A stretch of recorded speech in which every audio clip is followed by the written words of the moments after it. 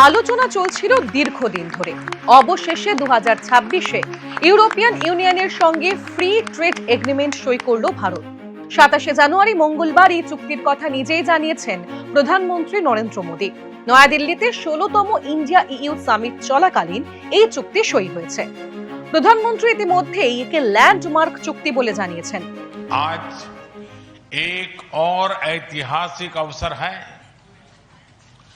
जब विश्व की दो सबसे बड़ी लोकतांत्रिक शक्तियां अपने संबंधों में एक निर्णायक अध्याय जोड़ रही है।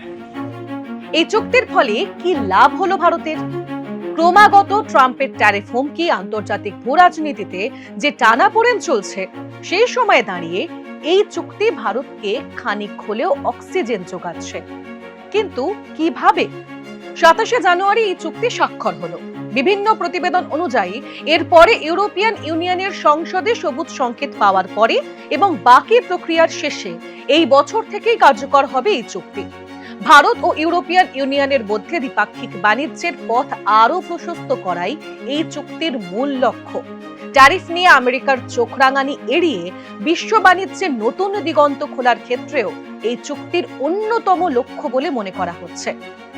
আপনার আমার বোঝার সুবিধার জন্য এই চুক্তির মূল লক্ষ্যগুলি কি, সেগুলি জানা প্রয়োজন। শুল্ক কমানো এবং আরো বেশি বাজার ধরা। ইউরোপিয়ান ইউনিয়ন থেকে আমদানি করা অধিকাংশ জিনিসের উপর থেকে ব্যাপক মাত্রায় শুল্ক কমানো। ইউরোপের অটো সেক্টর অথবা ইউরোপে তৈরি গাড়ির উপর থেকে শুল্ক কমানো। কোনো কোনো ক্ষেত্রে 100% থেকে শুল্ক নামিয়ে 40% করে দেওয়া। ভারতের রপ্তানির জন্য আরো সুবিধা পাওয়া যাবে ইউরোপিয়ান ইউনিয়নের দেশগুলিতে। ভারতের বস্ত্র, চর্ম, রাসায়নিক, অলংকার, ওষুধ, ইস্পাত ও আরো একাধিক শিল্প ক্ষেত্রে রপ্তানির সুযোগ অনেকটাই বাড়বে। ইইউতে রয়েছে ইউরোপের 27টি দেশ। সেই তালিকায় রয়েছে Germany, France, Italy, Spain, Belgium.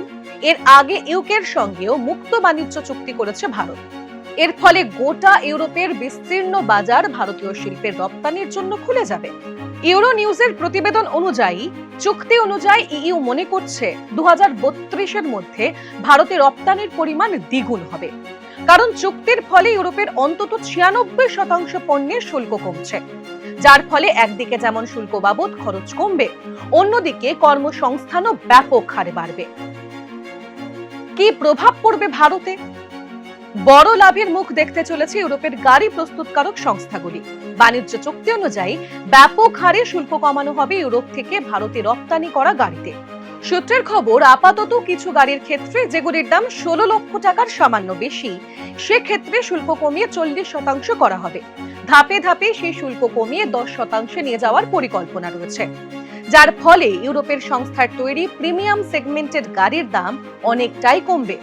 তবে এর আওতা থেকে বাদ পড়তে পারে ইভি বা বৈদ্যুতিন গাড়ি। আপাতত প্রথম 5 বছরের জন্য এই নিয়ম লাগু থাকতে পারে। ভারতের ইভি গাড়ি প্রস্তুতকারকদের স্বার্থ রক্ষার জন্যই এমন পদক্ষেপের ভাবনা। এদিকে ইউরোপের মদ ও অ্যালকোহল যুক্ত পানীয়ের উপর থেকেও শুল্ক কমানো হচ্ছে। শুল্ক তুলে নেওয়া হচ্ছে ইউরোপের অলিভ অয়েলের। শর্ত মেনে কৃষিজাত ও দুগ্ধজাত পণ্য এই মুক্ত বাণিজ্য চুক্তির আওতায় নেই। দাবি করা হচ্ছে একাধিক ব্যবসায় সুবিধা আনবে এই চুক্তি।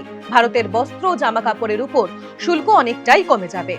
ইইউ অন্তর্ভুক্ত দেশে 10% শুল্ক পড়বে এগুলির উপর, যার ফলে বাংলাদেশ ও ভিয়েতনামের রপ্তানিকারকদের সঙ্গে টক্কর দেওয়া সহজ হবে ভারতের রপ্তানিকারকদের। ইউরোপ থেকে আনানো যন্ত্রাংশের দাম কমবে, যার ফলে ভারতের প্রস্তুতকারীদের খরচ কমবে। সূত্রের খবর, ভারতে যারা মেশিনারি তৈরি করে তারাও এবার অনেক সহজে ইউরোপের বাজারে ঢুকতে পারবে। সার্ভিস সেক্টরে গতি আসবে বলে জানানো হচ্ছে। এমনিতেই এই সেক্টরে দ্বিপাক্ষিক বাণিজ্যের অঙ্ক অনেকটাই বড়। 2023-24 সালে ভারত ও ইউরোপীয় ইউনিয়নের মধ্যে $135 বিলিয়ন ব্যবসা হয়েছিল। এই নতুন চুক্তির ফলে সেই পরিমাণ আরো বাড়বে।